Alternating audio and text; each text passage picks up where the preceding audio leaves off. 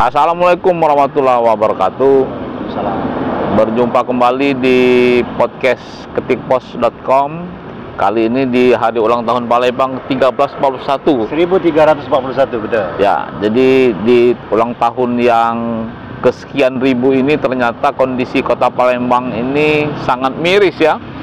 Yang apabila kita kaitkan dengan keberadaan cagar budaya, jadi koleksi-koleksi dan cagar budaya yang ada di Palembang khususnya, itu ternyata bisa disebut dalam masa darurat cagar budaya. Dari beberapa ratus yang kemarin diusulkan, ternyata baru 3 yang lolos sertifikasi dan menjadi cagar budaya. Yang lainnya menjadi ODJB, objek diduga cagar budaya. Sementara beberapa koleksi, mungkin ribuan ya, yang dulu hasil penelitian dan temuan Balai Arkeologi yang kemudian berubah menjadi BRIN, ternyata kemudian semuanya diangkut ke Cibinong. Nah, telah hadir bersama saya salah seorang anggota tim ahli cagar budaya Palembang, Dr. Kandidat Kemas Ari Panji. Ya. Selamat sore.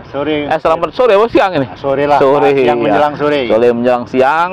Bagaimana kita berbincang-bincang dengan beliau ini terkait kondisi ini? Seperti apa sih gambaran keberadaan benda-benda cagar budaya apabila kita kaitkan dengan HUT Kota Palembang tuh? Jadi langsung ke cagar budaya. Cagar budaya ya. Oke. Baik. Nah, kalau saya mungkin boleh sebagai prolog ya, sebagai pengantar. Tentu selamat kepada pemerintah Kota Palembang, kepada warga masyarakat sudah merayakan hari ulang tahunnya yang ke-1341. Artinya dengan umur yang tua ini tentu banyak kemajuan. Harus kita ucapkan juga. Akui ya. Hasil. Bahwa Palembang banyak kemajuan, maju di berbagai sisi. Tentu yang ingin kita ingatkan pada podcast kali ini ada jangan lupakan tentang sejarah dan budaya. Jas merah. Jangan melupakan sejarah ya. Jadi sejarah dan budaya ini penting. Nah, tadi sudah disinggung nih oleh host kita, Pak Nasir, bahwa bagaimana tentang keberadaan cagar budaya yang memang sudah banyak yang di ODCB, udah ratusan objek ini didaftarkan, diregister. Nah, kemudian baru terrealisasi hanya beberapa saja. Hanya 3 kemarin ya? Nah, kalau untuk tahun 2023 itu ada 3. Nah, mungkin sebelumnya ada beberapa juga. Jadi artinya tidak banyak lah, masih hitungan jari, masih hitungan satuan gitu kan. Jadi Pak Nasir, bahwa Palembang sebagai kota tua, ya tentu dalam pemikiran kita, dalam pemikiran masyarakat, dalam pemikiran sebanyak orang bahwa dengan status kota tua itu tentu dia akan beriringan dengan koleksi, dengan objek, dengan hasil-hasil sejarah dan budayanya yang banyak juga. Nah, ternyata kan tadi dibilang bahwa kita sudah banyak mendaftarkan, tapi tidak dilanjutkan dengan penetapan. Nah, mungkin hadirnya kami, insya Allah ya, doakan saja hadirnya kami di tahun 2023, di akhir tahun kemarin. Berapa orang anggota? 7 orang, dan Pak Nasir juga meliput pada waktu itu, saya tahu. Pelantikan ya? Pelantikan, ya mudah-mudahan lahirnya kepengurusan baru ini bisa punya semangat baru. Nah, kita akan ingin, istilahnya kalau kata orang tuh membayar hutang lah ya, gitu. Kalau misalnya yang lalu belum begitu baik, nah harapannya ya di 7 orang yang berikut ini adalah menjadi lebih baik. Asal jangan cuci piring saja ya, orang pesta kita cuci piring gitu ya. Pokoknya kita niatnya, nawaitunya tulus-tulus bela, Pak Nasir. Jadi dengan status darurat cagar budaya ini, artinya kenapa dibilang darurat? Karena objek-objek kita ini banyak yang makin lama makin hilang. Banyak yang makin lama makin tergusur. Banyak yang makin lama ya nggak tahu lagi. Ada yang makam dibongkar orang. Kita kemarin ada makam Kramojayo misalnya kan, ada beberapa makam-makam yang lahannya bergeser, ada yang berubah fungsi yang tidak sesuai misalnya. Atau yang terbaru ini misalnya Goa Jepang yang dulu sudah didaftarkan menjadi ODCB juga terabaikan. Dan katanya ada yang mau jual gitu kan. Kok bisa gitu kan, lahannya bisa dipiliki masyarakat secara bebas gitu loh. Apa tidak diblokir? Beruntung ya sekarang ini belakang kita ini gedung kesenian ini. Nah, ini contoh kasus juga kan. Untuk kita di gedung kesenian ini berhasil mempertahankannya dan kita minta ini dimanfaatkan. Jadi gini Pak Nasir, yang namanya ODCB, ketika dia sudah diregister itu berdasarkan undang-undang ya, dia 3 bulan ke depannya itu harus segera diusulkan untuk ditetapkan. Minimal disidangkan. Nah, nanti dari hasil sidang ada beberapa kemungkinan. Ada yang lolos, katakanlah istilahnya tuh, ada yang dipertimbangkan, berarti belum lolos tapi dipertimbangkan untuk dikaji. Ada yang tidak lolos. Nah, kalau yang ODCB ini tidak kita ajukan, ya sampai kapanpun ya statusnya tetap ODCB. Itu diduga. Iya, hanya diduga. Walaupun ini kita harus berbicara juga, walaupun antara ODCB dengan cagar budaya tidak jauh berbeda, sama-sama sudah terdaftar. Kalau perlakuannya di undang-undang itu sama ya? Sama perlakuan, cuman kan kita ada rasa tidak pede. Sama dengan misalnya ini sudah ada status hukum, ini baru didaftar kan beda gitu. Kalau kita sekolah dulu status disamakan, status baru diakui kan beda, padahal sama-sama sah gitu kan. Nah gitu loh. Nah jadi kita berpikirnya ya mudah-mudahan kita harus berpikirnya kontekstual ya. Pemerintah yang sekarang dengan pemerintahan yang akan datang, kita kan akan berganti nih dalam pilkada ini misalnya. Ya tetap punya komitmen bahwa bidang sejarah dan budaya, terus khususnya cagar budaya ini mendapat perhatian lebih. Kalau dari beberapa nama yang mencuat itu kan, misalnya ada Pak Ratu Dewa, ada Nandriani, ada Yuda kan. Banyak calon. Iya, beberapa calon itu ada Ibu Fitri, ada Prima Salam. Ada tidak kira beberapa sosok itu yang kemungkinan kalau diberikan punya sedikit perhatian terhadap ini? Ya gini, atau punya konsep seperti ini. Kalau sekarang mungkin tidak fair kita ngukurnya. Kenapa? Misalnya ada yang sudah duduk sebagai eksekutif, ada yang belum. Jadi bagaimana membandingkannya? Tapi minimal dari pemikiran konsep-konsep akan mereka. Kita berharapnya begini kan. Kalau aku pribadi, kita berharap nanti dalam debat misalnya, dalam debat Pilwako ataupun Pilgub misalnya. Nah, konsep saya berpikirnya kalau soal misalnya akan ada debat nih, misalnya debat Pilwako dan Pilgub misalnya. Baru kita bisa mengukur para calon ini bagaimana minimal visi misinya dulu kan. Visi misinya bagaimana memimpin Palembang dan Sumsel ke depan. Adakah mereka punya konsep, punya program, punya visi misi yang programnya memang mendukung dalam membuat kebijakan atau ada perhatian terhadap bidang sejarah dan budaya. Itu kalau untuk semua kontestan, artinya kita perlakukan sama. Nah, kalau kita untuk yang sekarang, saya melihatnya secara pribadi yang sekarang mereka sudah ada keinginan. Misalnya contoh, sudah menginstruksikan kepada Dinas Kebudayaan maupun Pariwisata, misalnya dulu kan, itu untuk mendata. Nah, mendata artinya sudah diregister. Artinya sudah ada keinginan. Nah, yang diperlukan itu setelah didata, setelah diregister menjadi ODCB, itu kan ada tahapan berikutnya.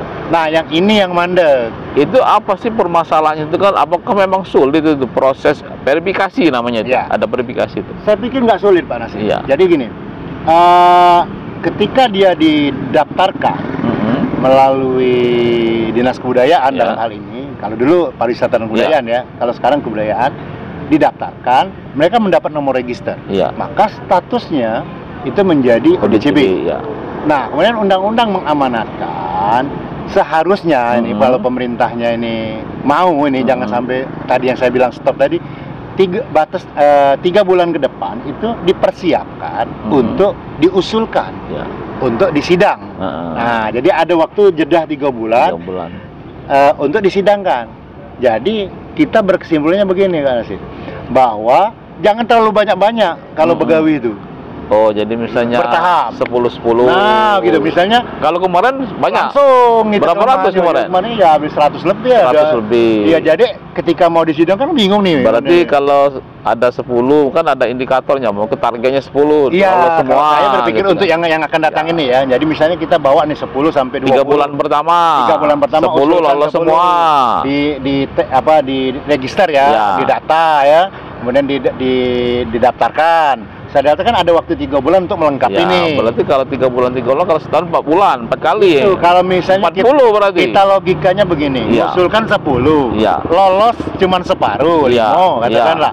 Artinya kalau 3 kali ngusul dalam setahun ada 15. Logikanya harus sederhana tapi tegawi, terukur ya. Terukur. Jangan 100 tapi satu pun tidak dinaikkan gitu loh. Karena biasanya kan kalau banyak itu kan jadi banyak targetnya. Anggaran juga ya? Iya, gitu. Jadi Pak Nasir. Jadi itu jadi masalahnya ya barangkali ya. Ini perbaikan untuk ke depan. Makanya saya sudah bilang, sudah saya sampaikan dengan kepala dinas. Jadi Pak, modelnya untuk tahun 2024 ini ya kita bertahap saja, tidak muluk-muluk. Misalnya ada 10 ya 10 kita naikkan dulu. Kita daftar dulu. Kalau memang dia kemarin bermasalah harus daftar ulang lagi misalnya gitu loh. Jadi itu realistis. Sudah ada solusi lah ya. Ada solusi. Kemudian dari ini 3 bulan ke depan kita sidangkan. Nah, kalau yang soal yang BRIN tadi sudah ada titik terang ya. Kemarin kita kan sempat menolak, sudah mempertanyakan tuh. Sudah ini ada. Kan beda lagi dengan cagar budaya yang ada di dinas kebudayaan kota. Yang BRIN ini kan yang dibawa ke kalau Cibinong. BRIN yang kemarin viral itu kan kasusnya adalah ex kantor Balai Arkeologi Palembang yang kemudian berubah menjadi BRIN. Ya. Maksudnya di bawah pusat ada jadi BRIN. Nah, mereka ini kan alasan mereka nih kita ambil alasan mereka. Satu, karena mereka sudah tidak lagi menjadi balai. Nah, koleksi ini mau diamankan karena mereka sudah menjadi kantor riset yang isinya bukan hanya orang arkeolog. Nah, ini perlu didata ulang dan harus istilah kalau mereka itu dikumpulkan menjadi satu. Nah, yang menjadi permasalahan kita di daerah, kenapa harus dibawa ke sana, terus tidak ada konfirmasi dengan pemerintah daerah, baik gubernur maupun wali kota. Kemudian kenapa tidak ada tawaran? Kan ini kan ditemukannya semuanya di Sumsel. Artinya ada yang ketemu di Kabupaten Muba, Oki, Pagaralam dan semuanya, termasuk Palembang. Termasuk di Pali. Pali juga. Nah, kenapa nggak dibalikan aja kalau memang alasan tempat tidak bisa nampung masing-masing gitu? Itu satu. Kenapa tidak diberitahu misalnya ke pemerintah daerah, nih kami ini sudah bubar nih. Nah, koleksi kami ini nggak ada yang ngerawat nih, silakan pihak pemerintah daerah, baik itu provinsi maupun kota untuk nampungnya misalnya, atau silakan pilih, nanti diberikan kepada museum-museum yang sesuai dengan objeknya, speknya gitu kan. Banyak hal yang bisa dilakukan. Ini tahu-tahu sudah main perintah saja, terus main bawa, tanpa kita tahu gitu loh. Kok gini gitu. Nah, saya juga sebagai orang yang bergiat di bidang sejarah ya agak mempertanyakan ini. Makanya mohon maaf, salah satunya juga saya ikut terjun ke lokasi, Pak Nasir. Kenapa ya? Karena saya ingin mempertanyakan kalau memang ada suratnya dalam bentuk apa? Apa perintah pendataan saja? Sprindiknya istilahnya kan, apa hanya pengalihan aset atau apa? Nah, itu juga kita nggak tahu. Terus tidak ada laporan berapa banyak jumlah yang dibawa. Iya kan? Jadi tanda tanya gitu kan? Jadi bertanya-tanya, koleksinya apa saja. Cuma dibilang, ini cuma pecahan-pecahan. Iya, kalau semua orang begitu, nggak jelas namanya. Kita ini segala-galanya, apalagi barang negara, ada berita acara. Kita pindahkan ini benda dari Sumatera Selatan, 10.000 artefak. Jenisnya pecahan keramik, pecahan gerabah, ya kan? Pecahan itu katanya 4 kontainer ya? Kalau kita lihat kemarin sampai 4 truk, 4 kontainer. 4 kontainer. 4 kontainer itu kalau kita bayangkan, nggak usah penuh-penuh lah isinya. Separuh-separuh, berarti 2 truk. 2 truk. Iya kan, 2 kontainer. Kita membayangkan itu tidak penuh isinya. Ya, jangan kita anggap langsung padat gitu loh. Artinya banyak. Apalagi kalau kita jengok dari laporan putu-putu yang beredar, yang di Facebooknya pegawai Balar itu, Bu Sondang dan Bu Pipi, berbox-box isinya. Mungkin bisa dihitung sendiri. Maka ada yang mengklaim ini ratusan jumlahnya, ada yang bilang mungkin hampir 1.000 ya. Karena akibat tidak ada keterbukaan dan tidak ada laporan seperti itu.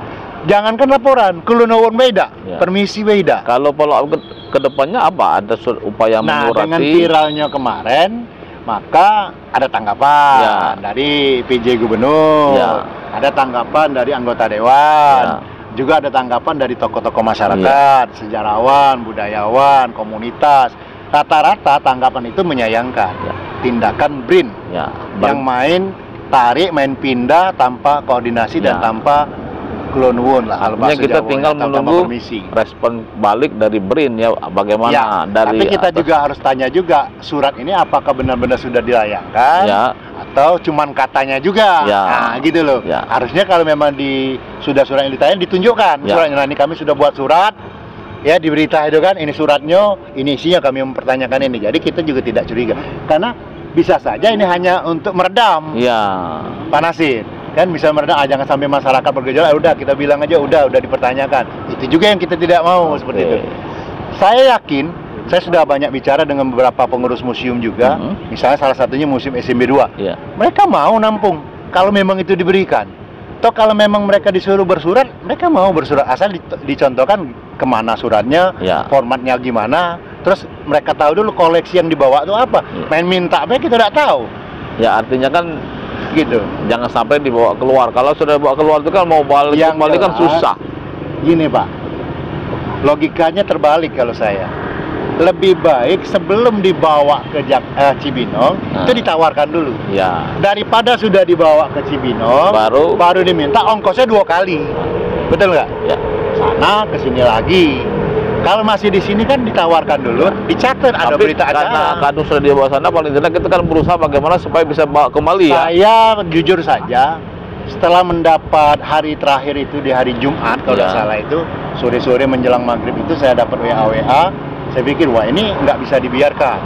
Tapi saya cari informasi, ternyata di daerah lain ada penolakan kayak di Barus, ternyata tidak sesuai dengan isi. Misalnya surat perintahnya cuma pendataan atau dibawa gitu. Nah itu bisa dipertanyakan. Oh saya bilang ini bisa dipertanyakan. Makanya waktu itu jujur saja saya menghubungi beberapa teman-teman. Ayo kita tanyakan ini. Akhirnya alhasil karena memang waktu itu udah menjelang malam, saya berinisiatif saja. Ada atau tidak ada orang ya termasuk Pak Nasir saya ajak juga kan. Ada atau tidak ya pokoknya kita datang dulu.